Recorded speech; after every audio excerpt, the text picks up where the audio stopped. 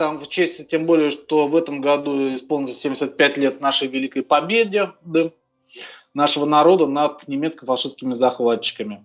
И, наверное, начнем мы ее с того самого момента, как война пришла в наш дом. Сегодня первая передача цикла посвящена операции «Вайс», а именно вторжению немецко-фашистской Германии в Польшу в сентябре 1939 года. Я никоим образом не претендую на лавры уважаемого, глубоко уважаемого Алексея Валерьевича Исаева или, упаси Бога, упаси Боже, Егора Яковлева, Михаила Тимина. Да, это люди, как говорится, недосягаемые. Просто высказываю свою точку зрения. Ну вот, как видите, вот немножко тут обложился литературой, причем не только, даже, как говорится, техникой. Ну, все по тексту. По ходу пьесы, как говорят у нас в Одессе. Точнее, не в Одессе, а в Нижнем Новгороде. Итак, давайте начнем с чего. Вторая Польская республика, Вторая Ржечь Посполита, та самая, она образовалась в 1918 году на обломках трех великих империй. Австро-Венгрия, Россия и Германия. Ребеночек получился, так сказать, достаточно страшненький, достаточно агрессивный, бросавшийся на всех соседей. Достаточно сказать, что поляки предъявили практически ко всем своим соседям территориальные претензии, вот, за исключением Румынии, вот, которая входила в так называемую Малую Антанту.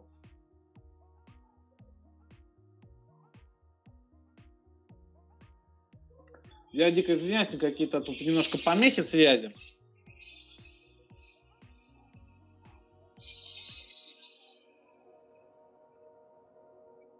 Да что-то какие-то помехи у вас там, ребят? Ага, вот. Всем известна знаменитая советско-польская война 1920 года, когда поляки дошли до Киева, после чего Красная Армия предприняла ответный поход до Варшавы. К сожалению, благодаря самоуверенности Михаила Тухачевского, растянутой коммуникации, поляки сумели сорганизоваться, нанести ответный контрудар. Красная армия была разбита. Было захвачено около 80 тысяч пленных, с которыми поляки поступили крайне жестоко. Очень много из них. Как поступали поляки, можно почитать в мемуарах самих польских офицеров. Ну, например, правилом хорошего тона было зашить пленному красноармейцу в распоротый живот живого кота и поспорить с другими панами-офицерами, кто первый помрет. Или кот, или красноармеец.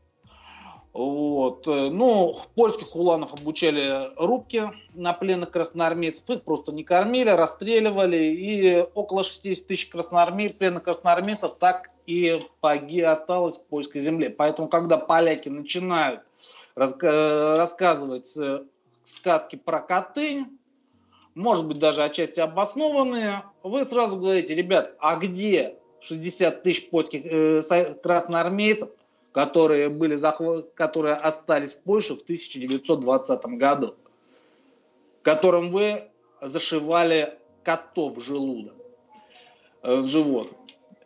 Ну, плюс, естественно, поляки пошли в поход не сами. Пошли они в поход по приглашению некого пана Петлюры, еще одного героя тех времен. И вот, знаете ли, опять же, получается очень интересный момент. В марте 1920 года наша современная Украина считает себя наследницей УНР, Украинской Народной Республики, руководителем которой как раз и был Петлюра. И вот, получается, в марте 1920 года Петлюра подписал с Пилсудским пакт, в соответствии с которым он признавал права Польши на Галицию и Западную Волынь.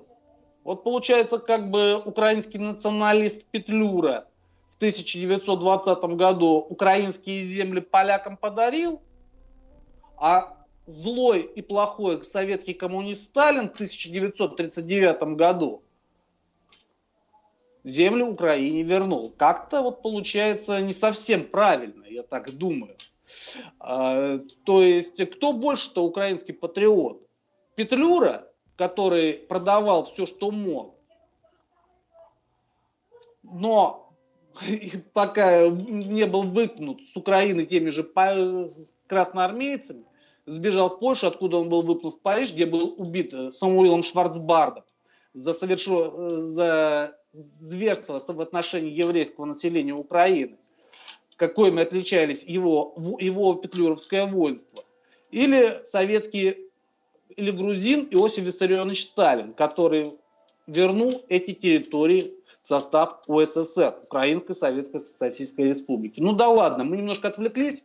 В 1921 году был подписан Андрейский мирный договор, соответственно, с которым в состав Польши вошли Западная Украина, Западная Белоруссия. Поляки в 1920 году лейтенант Желеговский заявил, что захватил Вильну, польский генерал, со своей кавалерийской бригадой. Причем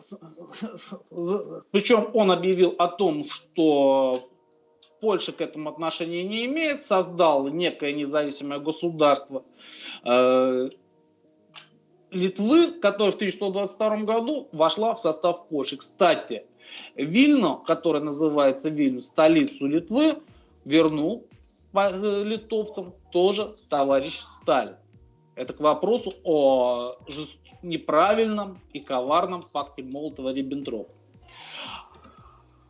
Поляки с самого начала создания Польши, Польша достаточно, в основном ориентировалась на Францию, получила достаточно много французского оружия. Достаточно сказать вот только одно, что в 1920 году поляки получили 120 танков Рено ФТ-17 французских, что позволило им обладать 4-м танковым парком в мире после Франции, Англии и США.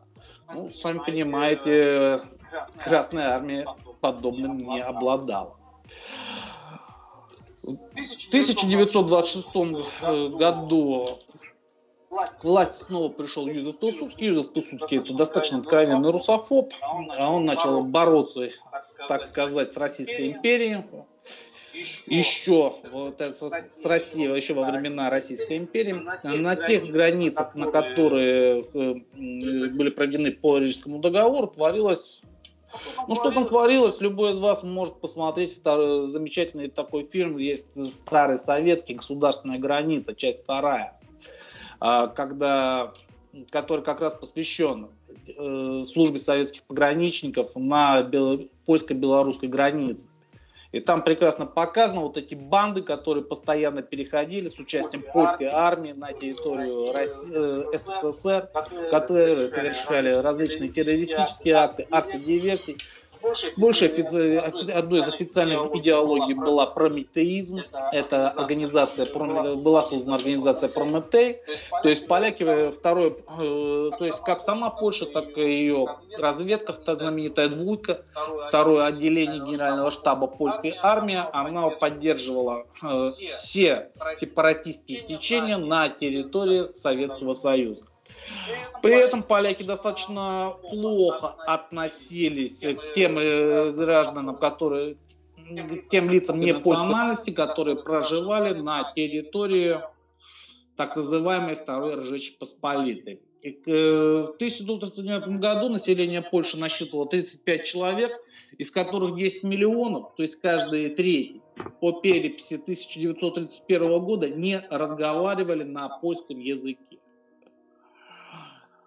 В 1938 году поляки активно поучаствовали в Мюнхенском сговоре. Естественно, Польшу не в 1934 году Пилсудский уже умер. К власти пришли его духовные наследники, полковник Юзеф Бек, министр иностранных дел, верховный главнокомандующий Эдуард Рыц-Смиглы, президент Масицкий. Однако агрессивные намерения Польши никуда не делись. Сами поляки-то вели себя достаточно, мало того, что агрессивно, наконец сбылась польская мечта. До 1933 года поляки угрожали как Германии, так и Советскому Союзу. В каком состоянии была РКК в 20-е годы? Ну, это тема отдельного рассказа. Достаточно того, что в 25 году Фрунзе написал Сталину: армии у нас практически нет.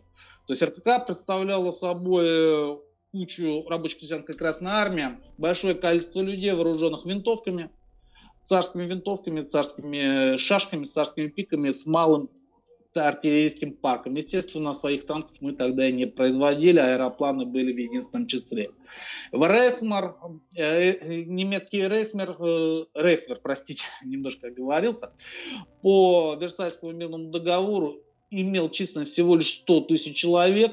Немцы не имели ни авиации, ни артиллерии, и даже калибр их артиллерийских орудий был ограничен 105 миллиметрами.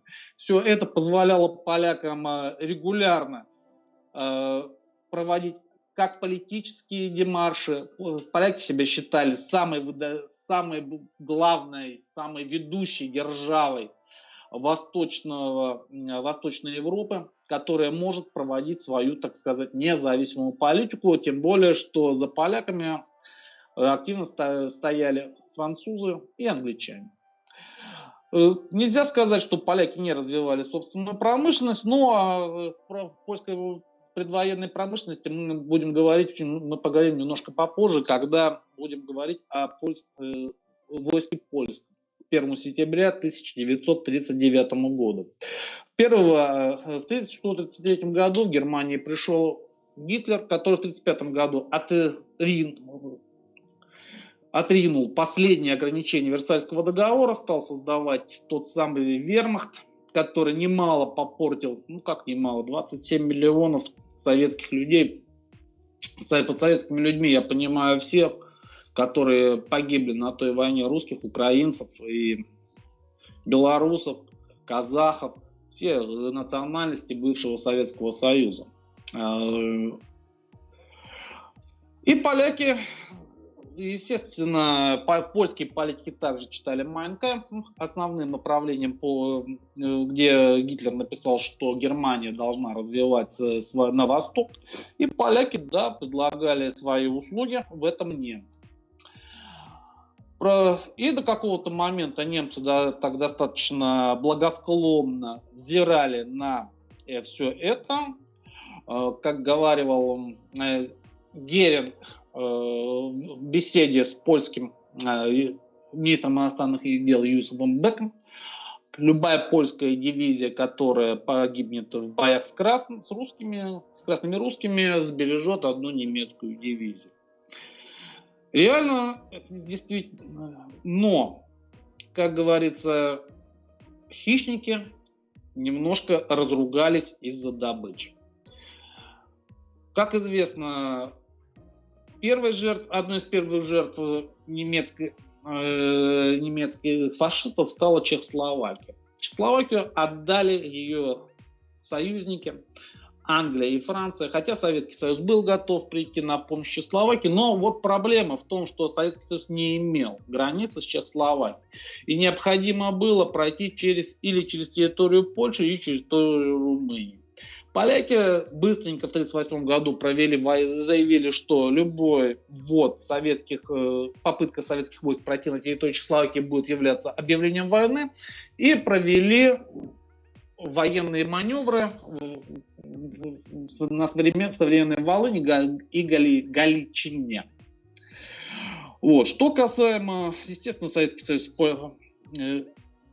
прийти на помощь Чехословакии не смог, а поляки, как по меткому выражению Уинстона Черчилля, воспользовались разделом этой несчастной тогда страны и быстренько ввели свои войска в Тешинскую область.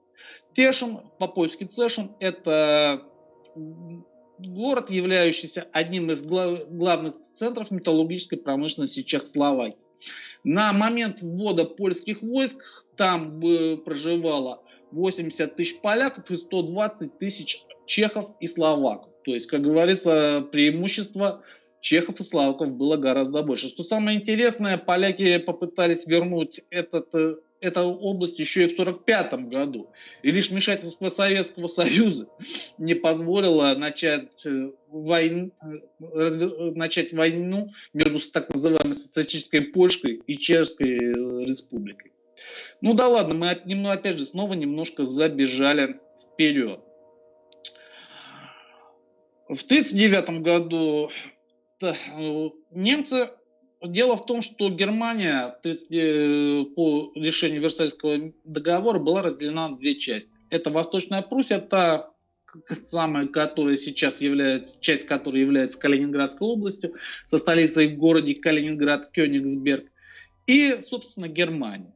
Между ними осталась небольшая полоска территории, так называемый Польский коридор, с вольным городом Данциг. В 1945 году этот город товарищ Сталин подарил полякам, сейчас он называется Гданьск, а тогда он был объявлен польским городом, вольным городом. К тому моменту, кроме вторжения, поляки, кроме того, что они поучаствовали в разделе Чехословакии, в марте 1938 года поляки попытались забрать оставшуюся часть Литвы. Якобы на польско-литовской границе был обнаружен труп польского солдата. Поляки потребовали от литовцев официальных извинений, изменения политики литовского правительства, иначе они угрожали ввести свои войска на территорию Литвы. Но литовцев тогда снова спас Советский Союз, который заявил, что введение войск на территорию Литвы будет расцениваться крайне недружественным актом, и Советский Союз будет вынужден поддержать Литву как оружием, так и силами Красной Армии. Так что у поляков остаток Литвы забрать не удалось. Правда, вот у немцев удалось, они тогда к себе присоединили в 1939 году. Выход Литвы к морю – это знаменитый город Мемель. Тогда по-литовски Клайпеда. Сейчас этот город в составе Литвы. И Мемельскую область. Немцы попросили у поляков разрешения на проведение железнодорожной ветки между, собственно, Германией и Восточной Пруссией с экстерриториальностью. Поляки, естественно, отказали. В этом их поддерживали англичане и французы. Последним попыткой создать общий фронт, как известно, были переговоры между Климовым и представителями английской и французских военных миссий, французским генералом Думенком и английским адмиралом Драксом. Однако английский представитель не имел никаких полномочий на заключение союзного договора. Товарищ Сталин, Ворошилов заявил, что Советский Союз готов выставить около 100 дивизий, около 5000 танков, около 7000 самолетов для предотвращения агрессивных действий Германии. Однако договор о совместных действиях и о создании военного союза был не заключен, поскольку его не захотели сами англичане в первую очередь. Поляки также снова заявили, что любой ввод советских войск на территорию Польши будет расцениваться в качестве недружественного акта, и с немцами они управятся сами, и если война начнется, не немцы нанесут удар по Варшаве, а польская кавалерия дойдет до Берлина. В самой Польше начались притеснения этнических немцев. В Польше тогда проживало несколько миллионов этнических немцев, около 1,5 миллиона в Силезии.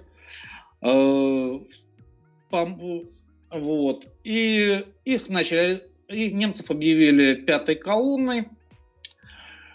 И начались аресты. Причем не просто аресты, но и расстрелы. О чем пишут независимые источники.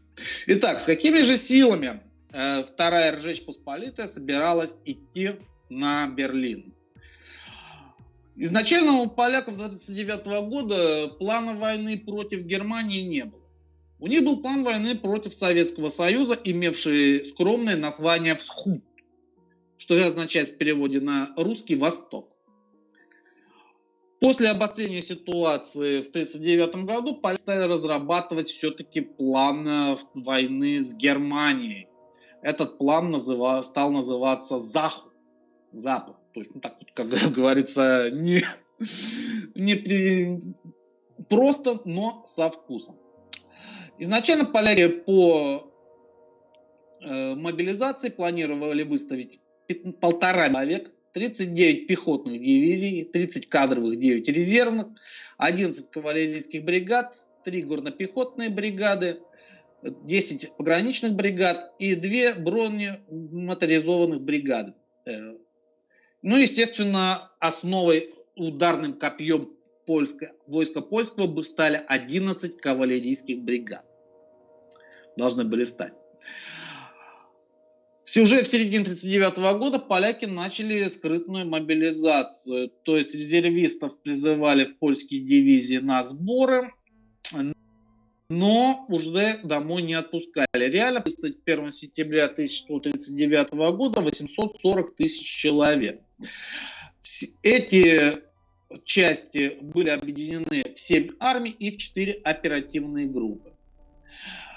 План поляков был таков: удержать все свое и ничего не отдать немцам. Кроме того, поляки планировали даже нанесение собственных ударов по территории Восточной Пруссии. Ну,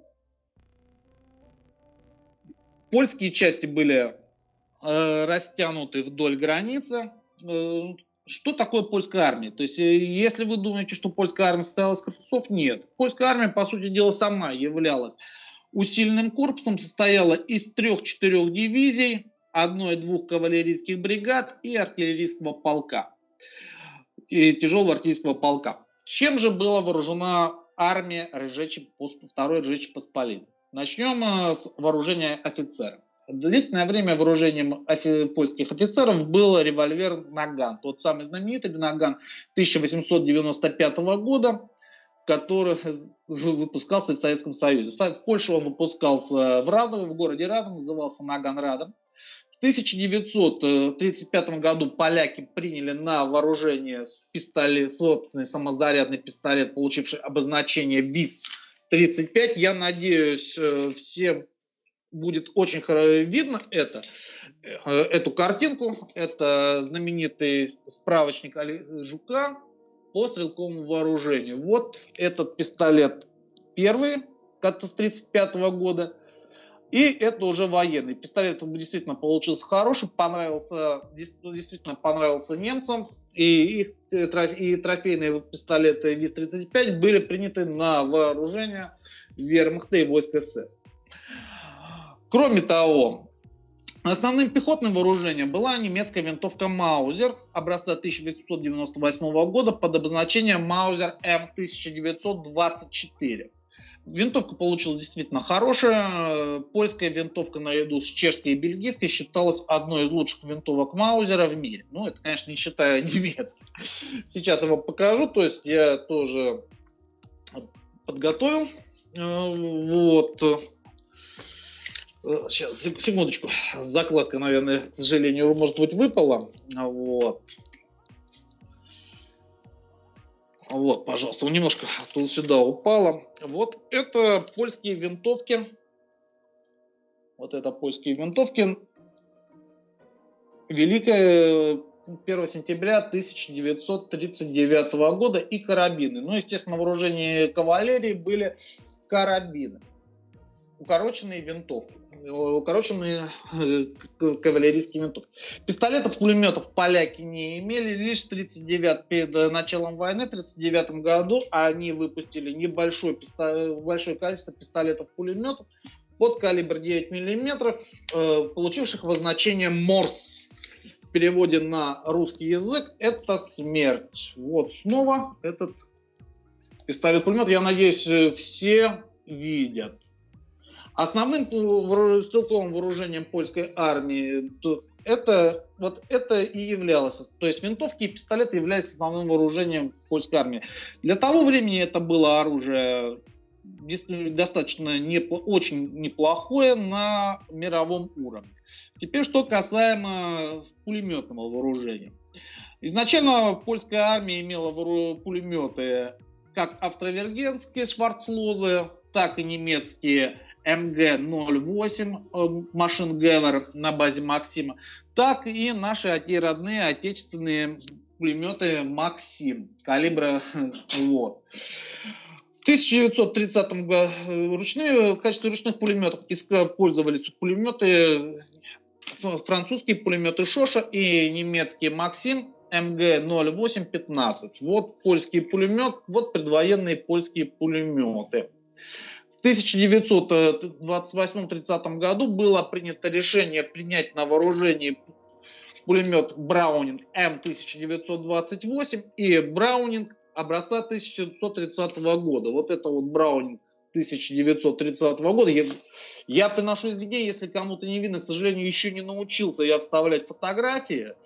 Вот. И делать действительно видеоролики, поэтому буду показывать с книг. Вот это вот пулемет образца 1930 года, как мы видим, тот же самый Максим на треноге. Вот. И вот это пулемет, вот как немецкие, польские винтовки, и пулемет Браунинг М1928. И, разумеется, эти пулеметы в первую очередь поступали на вооружение кадровых частей польской армии. Резервисты были так и оставались не французские Гочкисы, немецкие МГ-08 и Шоши. Теперь что перейдем к польской артиллерии. Ну, у поляков была действительно неплохая артиллерия. Общая, во-первых, с 1936 года поляки производили противотанковые по шведской лицензии 37-мм противотанковые орудия Bofors. Да, это тот самый Bofors, который доставил очень много проблем нашим танкистам во время войны в Финляндии. Мощи орудия этого орудия хватило тогда пробить практически любой танк, состоявший на вооружении как вермахта, так и РККА. Кстати, трофейные орудия Bofors немцы приняли и себе на вооружение, и 600 орудий они продали румынам. Румыны их использовали как минимум до 1944 года. Это орудие выпускалось как я уже сказал, по шведской лицензии. Всего на 1 сентября 1939 года поляки имели 1400 таких противотанковых орудий. Кроме того, поляки производили собственное противотанковое ружье ВЗ-35 УР. Ну, УР, почему так обозначение? В целях секретности поляки заявили, что это новое оружие. Ну, она представляла собой винтовку Маузер с длинным стволом, калибра 7,92. Бронепробиваемость была достаточно слабой, но тем не менее хватало, чтобы пробить ту броню советских танков, которые могли выставить РК. Она могла пробить броню Панцер-1, Панцер-Кампфваген-2 основных немецких танков, ну и основных советских танков БТ-5, Т-26. Что касаемо почему УР? В целях секретности поляки заявили, что эти оружия они будут поставлять в Уругвай. Поэтому ВЗ, поэтому был такой буквенный индекс. Оружие было настолько секретно, оно хранилось в закрытых оружейных комнатах, практически не использовалось в учениях польской армии. И когда началась 1 сентября война, многие польские солдаты даже не знали, как ей пользоваться. Тем не менее, винтовка оказалась достаточно удачной. Немцы трофейные винтовки, правда, на вооружение не приняли, зато продали итальянцам, и с ними итальянцы уже пытались остановить советские Т-34 в 1942 году под Сталинградом, правда, уже крайне для итальянцев, будем так говорить, неудачно. Ну что ж делать, возьми, Боже, что нам не гоже. Кроме этого, поляки имели около 6000 минометов. Минометы производились в Польше, поляки производили как сами, 4046 миллиметровых ротных минометов, точнее гранатометов, и около 2081 1-миллиметровых минометов по французской лицензии Стокса Бранд, которые входили в состав минометной роты польского стрелкового полка. То есть каждый польский пехотный полк имел в своем составе 9 противотанковых орудий Бофорс и 6 81-мм минометов Стокса Бранда. Основным польским артиллерийским орудием являлось 75 был калибр 75. Всего в польской армии имело 1840 французских полковых орудий образца 1897 года, а кроме того у поляков было достаточно много тех российских 3-дюймовок образца 1902 года, как оставшихся на территории Польши от Российской императорской армии, так и захваченных в 1920 году у РККА. Их было так много, что поляки 400 из них продали в 20-е годы румынам. Оставшиеся орудия были поляками растворены, то есть также до калибра 75 миллиметров. И всего таких орудий калибра 75 мм у поляков было 1840. Каждый, как я уже сказал, польский пехотный полк имел 6 81 мм минометов, 9 противотанковых орудий Бофорс и 2 75 мм орудия. Кроме того, у поляков было 928 100 мм орудий Шкода. Это орудия, производившиеся... Это старые австро-венгерские орудия, производившиеся на чешских заводах Шкода. Впоследствии поляки производили их сами. То есть, как вы видите, Польша производила достаточно много собственного орудия. 260 105 миллиметровых орудий образца 1913 года, поставленных французами. 42 120 миллиметровых орудия образца 1898 года. Это австро-венгерские. И 311 155 мм французских гаубиц образца 1917 года.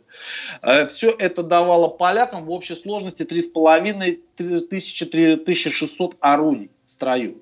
Это я не считаю 1400 противотанковых орудий Бофорс и те самые 6000 минометов. То есть польский парк артиллерийский на 1 сентября 1939 года был достаточно неплох. И если учесть, что 75-миллиметровые орудия пробивали броню любого тогдашнего танка, то есть к этим 1400-миллиметровым Бофорсам можно было прибавить в 1840 еще и 75-миллиметровых, как французских образца 1897 года, так и перестволенных русских 3-дюймовок образца 1902 года. Польская дивизия пехотная имела в своем составе 76 75-мм орудий, 12 100-мм гаубиц, которые производились в Польше по лицензии. Кавалерийская бригада имела 12-16 75-мм орудий, польская бронетанковая бригада имела 9 подобных орудий. Большим недостатком поляков было отсутствие тяжелых орудий в составе пехотных дивизий, но перед самым началом войны поляки сумели ввести в состав 7 пехотных дивизий 3 155-мм гаубицы и 3 105-мм пушки. То есть они все-таки предприняли попытку ввести тяжелые артиллерийские орудия в состав своей армии. Неплохая у поляков была зенитная артиллерия. Они в 1906 году поляки снова закупили у шведов лицензию на производство 40-мм зенитных автоматов Бофорс. Это тот самый знаменитый Бофорс, который постреливает и сейчас. Кстати, Советский Союз на основе трофейной польского Бофорса в 1939 году, точнее шведского, и в том числе и польских. Бофорс захвачен в ходе похода Красной Армии польского. Была создана 37-мм орудие 61К. Кстати, желающие могут полюбопытствовать на Бофорс и на 61К в парке в экспозиции бронетехники на Поклонной горе Музея Великой Отечественной войны. Кроме этого, то есть всего на 1 сентября 1939 года у поляков было 444 подобных орудия. Это было бы гораздо больше, чем в Красной армии. В Красной армии только, как я уже сказал, только в 1939 году началось производство чего-то подобного. Так что вот здесь поляки РКК превосходили.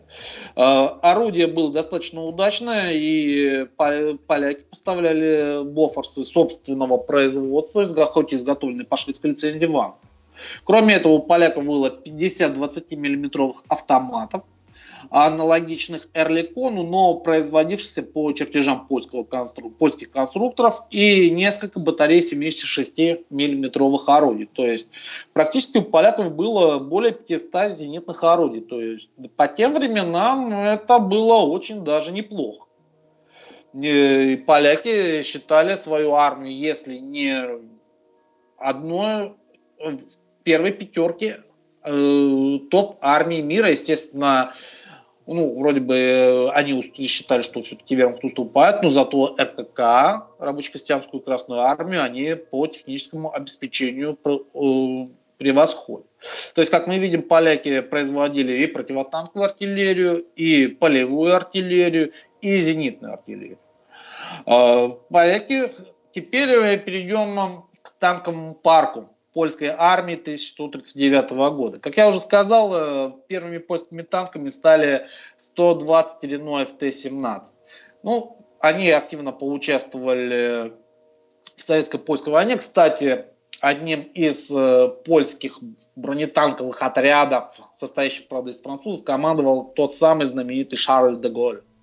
Французский, тогда он был еще майор. Вот он воевал против нас. Поэтому, когда вы видите в Москве площадь Шарля де Голля, не забывайте, что когда-то майор Шарль де Голль своими Рено ФТ-17 давил ваших прадедов где-то на Беларуси или на Украине. Вот. Всего еще танковый парк польской армии на 1 сентября 1139 года оценивалось около 900 машин. Из Рено ФТ-17 к тому моменту в боевых частях всего осталось их было 102 машины, то есть еще были поставки полякам. Но из них в боевых частях было 45. Кроме этого, поляки закупили в конце 20-х годов 14 английских танкеток Карден-Ллойд. Польская промышленность была достаточно слабенькая, но тем не менее, и поэтому поляки решили производить собственные танкетки. Всего они произвели 560 танкеток ТК-3, это первая модель, и затем еще 280 ТКС. Это модернизированная ТК-3. Машинка получилась, по польским меркам достаточно неплохая, имела даже экспортный вариант, то есть 6 штук они в 1934 году поляки поставили эстонцам. Вот. Что из себя представляла эта танкетка?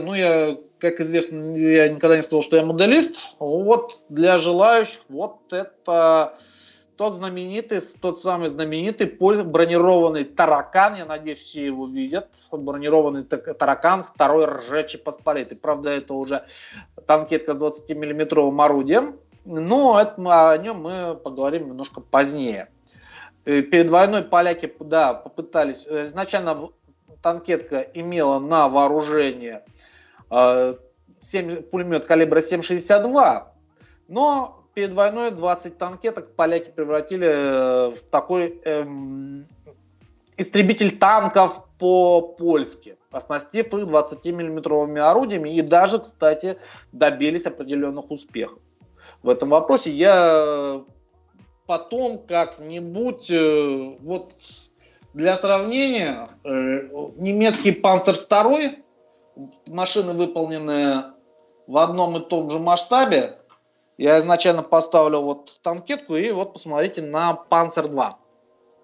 Вот, пожалуйста. То есть, я надеюсь, все видят, то есть, насколько она уступает Панцеру второму. Ну, вот, еще для сравнения я специально достал вот БТ-5 советский. Правда, в командирской вариации, вот, пожалуйста. Ну, и чтобы, как говорится, не будем издеваться, я специально вот достал сегодня с полки советский средний танк Т-28. Ну, вот, посмотрите, что из себя, что представляло из себя на его фоне эта польская машина. Вот. Естественно, танкетки на момент начала Первой мировой войны, начала Второй мировой войны, простите, 1 сентября 1939 года, поляки имели в своем составе, польская армия имела в своем составе около 200 около 200 танкеток данного, 560 танкеток обоих типов. Каждая польская кавалерийская бригада имела в своем составе 13. То есть, когда мы слышим по кавалерийская бригада, мы представляем толпу таких кавалеристов с шашками наголо. Нет, к сожалению, это немножко неправильно. Польская кавалерийская бригада имела в своем составе полк конно-стрелковый полк, это так называемая ездящая пехота, шевролежеры по-польски, ну, точнее по-французски, но поляки использовали это название. Полк тех самых польских уланов. Ну, естественно, я уже сказал, что кроме этого, в ее состав входил артиллерийский дивизион, который имел в своем составе 12-16 75 миллиметровых орудий. Были противотанковые орудия Бофорс. Конечно, их около 20-30. И для разведки каждая кавалерийская бригада имела 13 танкеток ТКС и 9 бронеавтомобилей. Но о бронеавтомобилях мы немножко дойдем попозже. Вот. В начале 30-х поляки закупили 38 знаменитых английских Vickers 6 тонн. Это тот самый знаменитый прародитель советского нашего родного Т-28. Поляки их закупили в двухбашенном варианте. Ну, примерно вот машина, чтобы вот для дословно, вот она выглядела вот так. Это Т-28. Но нет у меня, к сожалению, польской машины. Да, кстати, я забыл, что... Ну, это уж потом. Вот. Изначально машина была вооружена двумя пулеметами калибра 7,92, однако поляки устанавливали в одну из башен как крупнокалиберные пулеметы калибра 13,2 мм, это французские Гочки, так и 37 миллиметровые орудия Питон, аналогичные тем, что были установлены на танках Renault FT-17. Танк понравился полякам, и поляки стали производить его сами. Изначально они произвели СОР. Танк получил обозначение 7ТП. Кстати, танк имел 7-тонный танк польский. То есть 7 обозначения это масса, боевая масса танка, а ТП, соответственно, танк польский. 7-тонный польский танк. Изначально поляки выпустили 40 танков в двухбашенном варианте. То есть, опять же, вооружение варьировалось, как два пулемета калибра 7,92, так и 13,2 миллиметровые Гочкис или там 37 миллиметровое орудие Пито. Однако поляки в один из моментов решили, что надо вооружение усилить, и они в башню собственной конструкции установили 30-миллиметровый Бофорс. Получился неплохой танк. который мог практически аналогичный нашему Т-26, который составлял основу бронетанковых сил РККА. То есть этот танк превосходил все пулеметные танки, как советский Т-37, Т-38, так и немецкий Панцер-1, Панцер-2, и мог на равных достаточно сражаться с советскими БТ-5, БТ-Т-26, ну и, наверное, мог показать зубы и немецкой Панцер-тройке первых модификаций, вооружен 37-мм орудием. Так что тут нельзя сказать. Правда, танков было выпущено мало, всего 152. Всего, то есть на 1 сентября поляки имели 152 танка 7ТП «Викерс». То есть, я уже сказал, 38 «Викерсов», 152 его вычитаем, 38, итого мы получаем 114 танков 7ТП, из них 40 двухбашенных, ну, вот около 70 танков, оснащенных 37-мм бовшем. Ну, сами понимаете, это ни о чем. В 1939 году, правда, поляки закупили 100 французских Рено Р-35. Испытания на 1938 году. Изначально поляки получили 4 Рено Р-35, которые прошли испытания в Польше. Танк понравился полякам. Поляки закупили 100, но, правда, получить они успели всего лишь около 45. Ну и плюс они еще закупили 3 танка Готькис-35. Ну, кстати, танк французский был тогда на уровне. И так что ко всему этому великолепию, то есть всего поляки считали, что у поляков около 900 танков. Ну, желающие могут посчитать сами. 152 Викерсов Рено, 45 Рено ФТ, ну всего их 102, но часть из них используется в качестве бронедрезин в составе польских бронепоездов. 560 различных танкеток, то есть танкеток ТКС, то есть, вообще там 403 танкетки. Ну вот, считайте. И ко всему этому еще 54 французских танка, 51 Рено Р-35 и 3 Готькис Х-35. Ну, тут цифры, конечно, могут немножко варьироваться, то есть часть машин просто не вышла из парка. Ну вот, я говорю, танковый парк Жечи Посполитой оценивался около 900 машин. Плюс к этому было еще 88 бронеавтомобилей и 14 бронепоездов. Так, чтобы не быть голословным, я сейчас продемонстрирую кое-что. Так, вот это форма польских военнослужащих. К сожалению, фотографии, картинки не цветные. На 1 сентября 1939 года. Это польская. Вот на этой здесь изображена. Ну, желающие могут сами, так сказать, поставить на стоп, посмотреть. Скажу только, что первая это 105-мм пушка Шнайдера образца 1913 года, вторая под ней 100-мм гаубица Шкода образца 1914-19 года. И самые нижние это 150-мм гаубица Шнайдера образца 1917 года. Вот, я надеюсь, все видят. Вот это вот еще раз 105-мм французская пушка Шнайдера. Это 100-мм Шкода. И это 150-мм орудие Шнайдера образца 1917 года. Вот это образцы польской бронетехники. Вот я надеюсь. То есть вот это сверху польские бронеавтомобили, которых на 1 сентября 1939 года было 88. Это Викерс. Примерно так он выглядел. Это та самая танкетка 7ТП, то есть, я вам показывал, но это уже пулеметный вариант.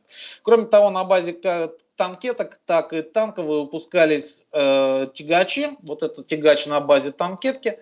Он перевозил 40-мм зенитные орудия Бофорс, придавался для транспортировки их. Ну и чтобы дальше не быть голословным, я сейчас немножечко еще, извините, вот, подготовил Ну, а это уже пошли 7ТП. То есть, вот это польские танки 7ТП. Я надеюсь, все. Я думаю, если вам понравится, то мы будем продолжать и, как говорится, пойдем к победе. Будем надеяться, что в следующий раз вы будете уже видеть эти фотографии, картинки на экране.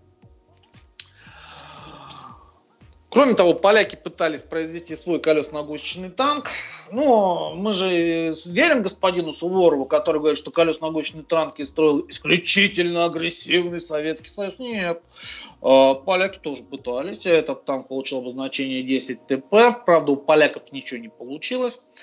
Потом они перешли к варианту 14ТП. То есть 14-тонный танк, уже чисто гусеничные. Ну, тоже ничего не получилось. Пытались поляки создать собственные легкие танки. Чтобы, опять же, не быть голословным, я вам сейчас покажу эти машины. Ну вот, нижняя фотография — это колесно-гусечный танк 10ТП. Это польские опытные плавающие танки и легкие танки. Так, вот. Я надеюсь, вы видите. Я говорю, я еще раз приношу свои извинения. То есть, видите, вот куча книг. Ну, вот как говорится так. Теперь, что имела польская авиация? То есть, как мы видим, поляки производили собственные танки, собственные танкетки. Конечно, количество не... Но это достаточно дорого, по тем временам стоило достаточно дорого.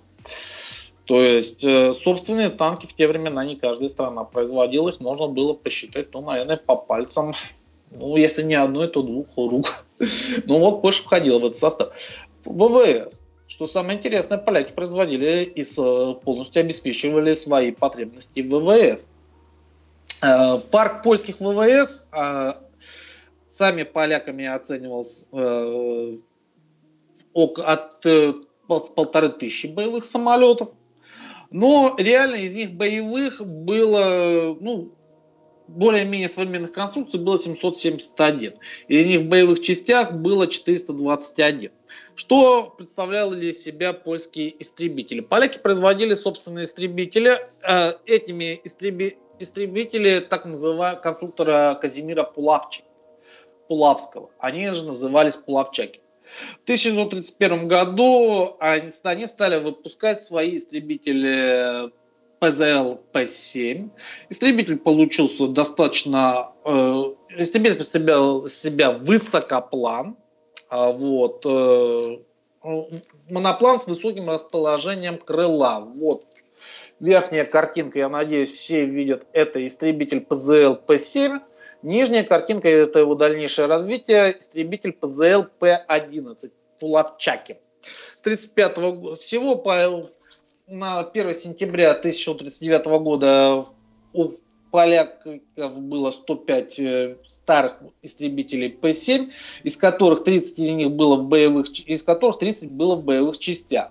Основным же истребителем был, как я уже сказал, была модернизированная версия с новым двигателем, это ПЗЛ П-11. Это достаточно, выпуск которой начался в 1935 году. Всего в польских ВВС числилось 175 истребителей ПЗЛ-11, из которых 140 истребителей было в боевых частях и 5 числилось в резерве. Это достаточно неплохая машина, развивала скорость 375 км в час. Конечно, для 1939 года она уже была устаревшая.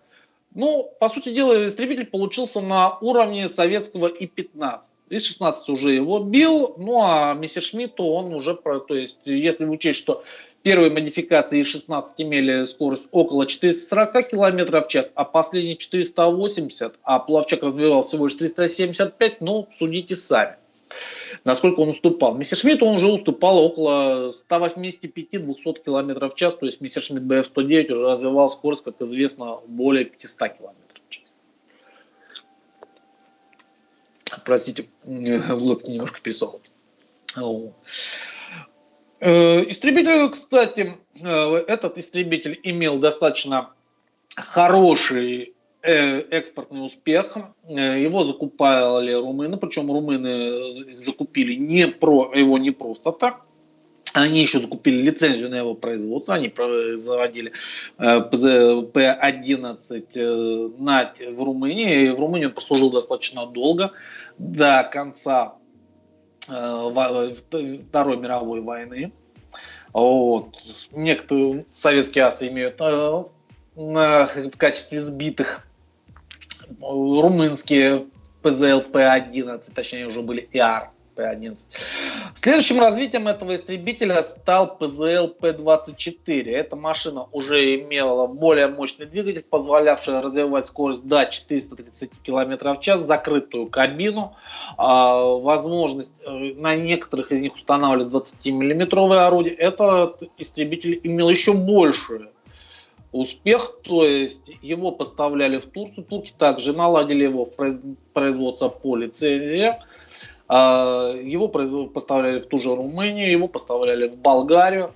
Были попытки закупить его, 30 ПЗЛ, истребители ПЗЛ пыталась закупить его республиканская Испания, но вот поляки, польские ВВС этот истребитель так и не дождались. Да, поляки, кроме этого, разрабатывали и другие истребители, ПЗЛ П-50 Ястреб, ПЗЛ П-38 Вил, ПЗЛ Ламбард. Вот, это тяжелые истребители, более легкие истребители ПЗЛ П-50 Ястреб, но они уже в серию не пошли, поэтому давайте уж так немножко только так коснемся. Теперь что имели поляки? Да, кстати, ПЗЛ-11 польские имели перед войной несколько столкновений с советскими самолетами. В 1936 году польский истребитель на ПЗЛ-11 сбил наш легкий разведчик Р-5, як по словам поляков, нарушивших их воздушное пространство. А в 1938 году, опять же, по заявлению поляков, наши, естественно, это не подтверждают, на территорию Польши залетело несколько наших СБ, сопровождаемых истребителем И-16, и поляк на ПЗЛ П-11 как-то умудрился сбить И-16, отогнал и СБ. То есть это был случай в 1938 году. То есть, кроме этого, в составе основным самолетом поддержки войск у поляков был легкий бомбардировщик ПЗЛ П-23 «Карась». В строю на тот момент было 120 ПЗЛ П-23, 120 «Карасей», и плюс еще около 10 из них было в резерве.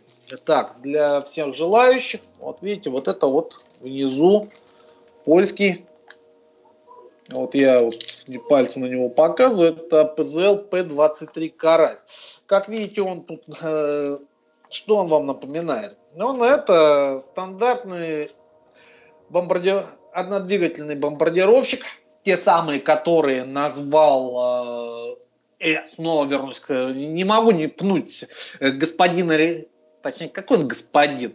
В общем, Резуна с его самолетами-шакалами. Как видите, Польша тоже имела собственные самолеты-шакалы.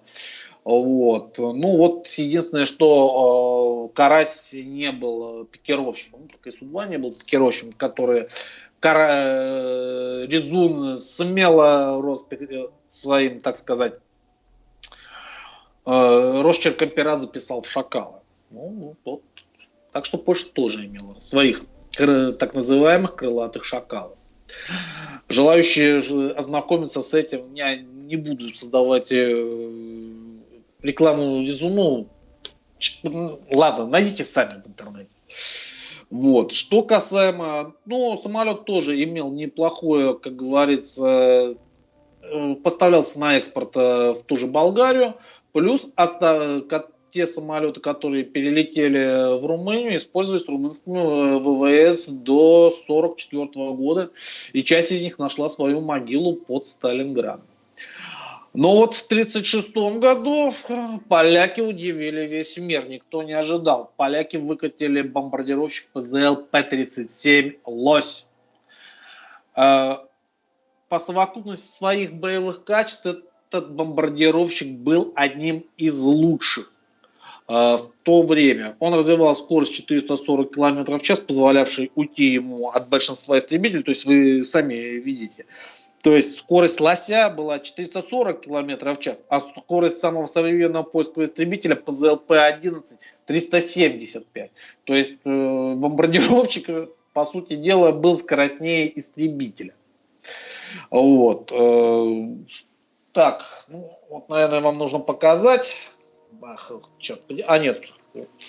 Вот это вот польский бомбардировщик ПЗЛ П-37 «Лось». Машина была очень неплохая.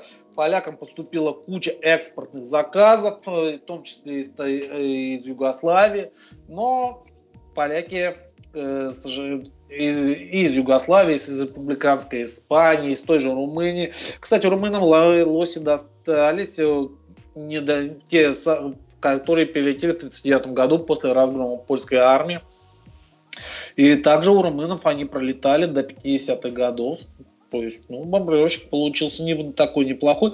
В боевых частях было 36 лосей, плюс 20 из них числилось в резерве и 5 в ремонте. Всего считалось, что всего у поляков было 61 вот такой вот лось. Кроме того, у поляков было 15 бомбардировщиков собственного производства «Зубр».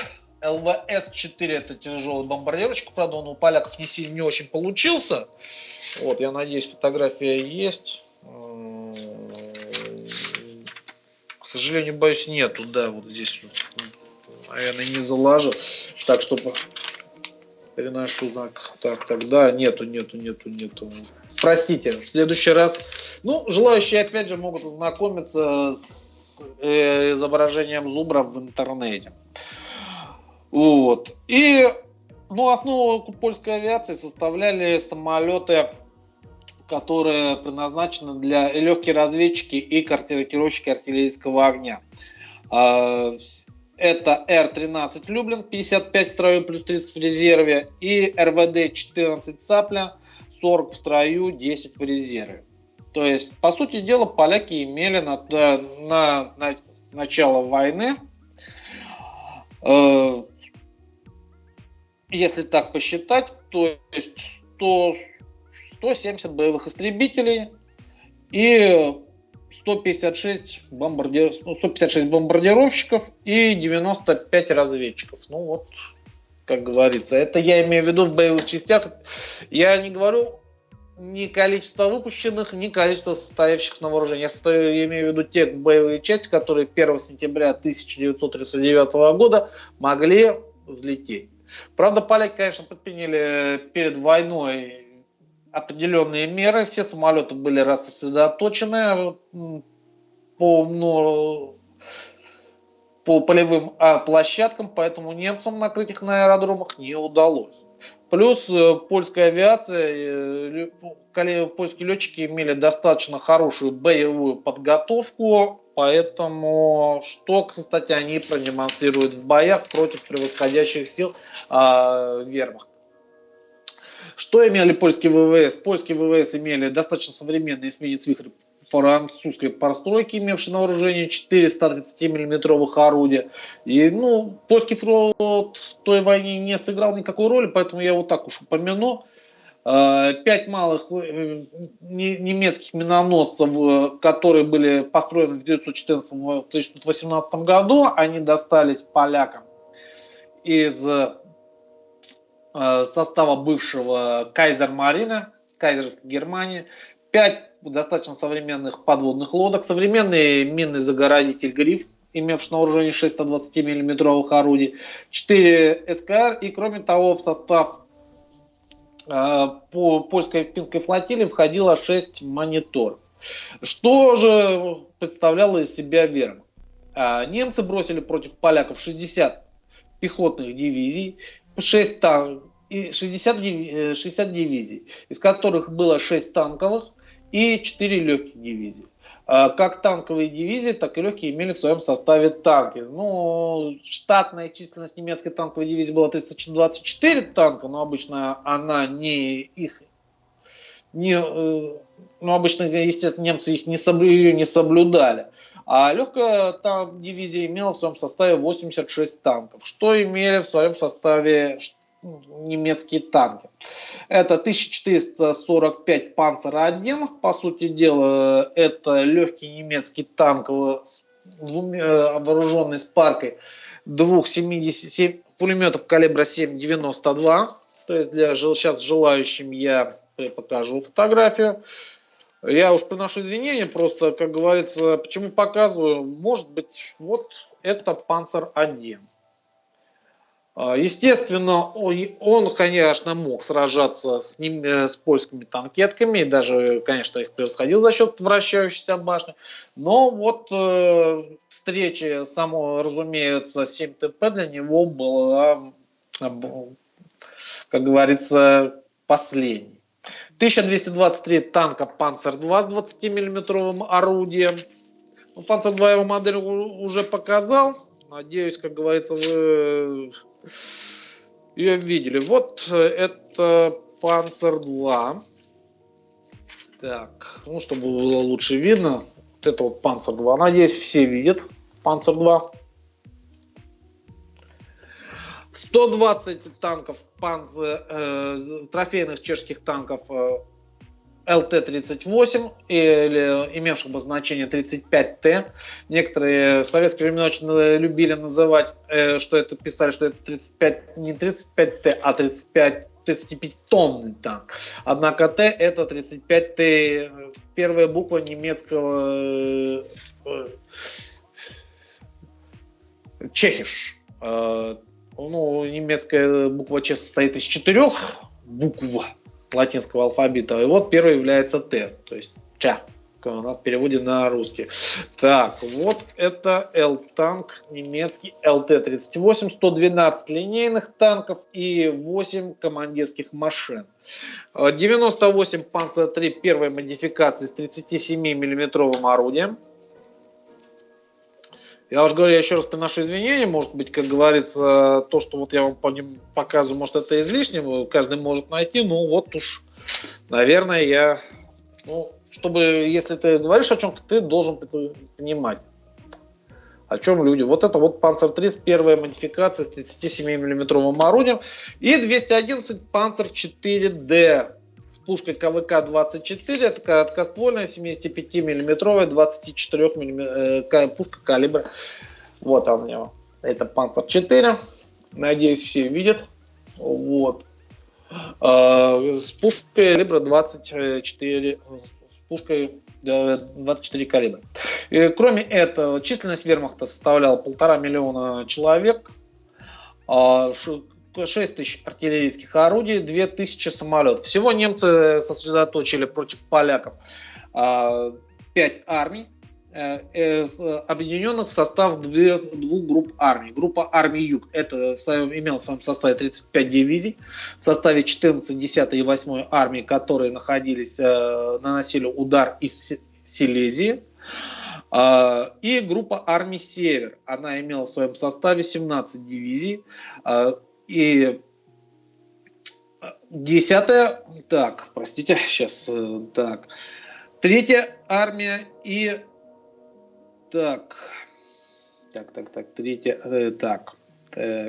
одна из армий, группа армий Север, 3-я армия находилась в Восточной Пруссии, и еще 1/4 армия находилась в польском коридоре. Я, чтобы сразу подготовить, примерно расположение, надеюсь, все видят, тут же карта.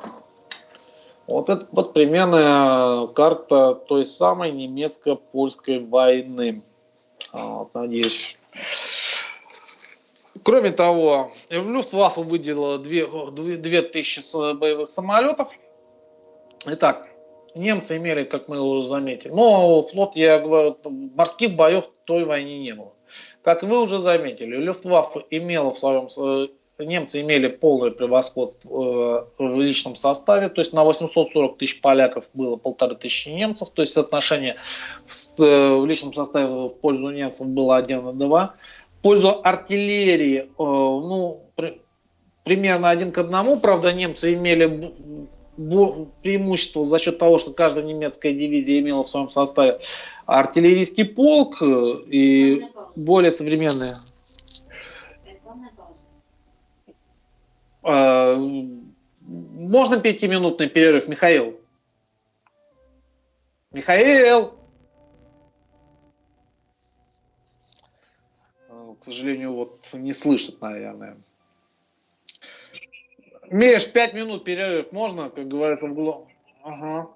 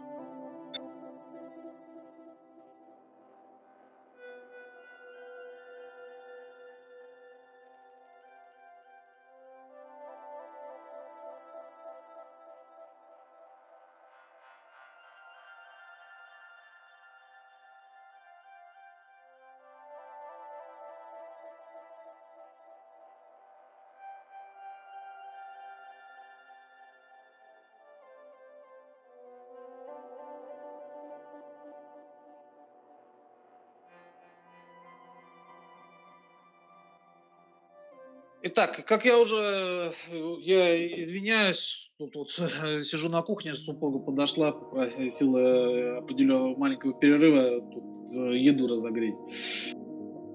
Поужинать она у меня поздно сегодня с работы пришла, поэтому я еще раз приношу свои глубочайшие всем извинения. Итак, немцы имели 1,5 миллиона личного состава, поляки имели 840, то есть отношение 1 к 2 в пользу немцев.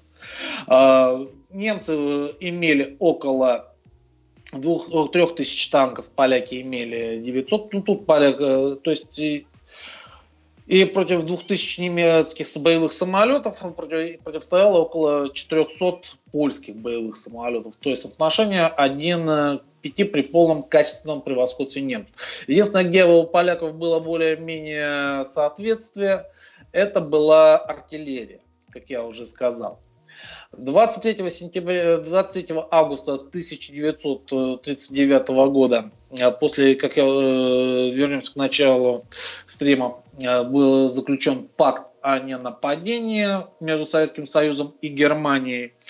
И события стали развиваться стремительно. Но об этом, я думаю, мы проведем следующий стрим о ходе боевых действий польско-германской войны 1939 года и о освободительном походе Красной Армии, который начался 17 сентября 1939 года, благодаря которому мы и Польша, и Украина, и Беларусь имеют свою западную границу. Спасибо за внимание. Еще раз приношу свои глубочайшие извинения за некоторые технические неполадки. Может быть, кто-то не увидел фотографии, но кто хочет, пусть зайдет ко мне на страницу. То есть обещаю ответить и предоставить более фотографий лучшего качества. Большое всем спасибо, удачи, всем терпения. Период коронавируса. Если понравилось, пишите. Если не понравилось, ну что ж, ставьте дизлайк. Куда же деваться. Еще раз, до свидания. Все.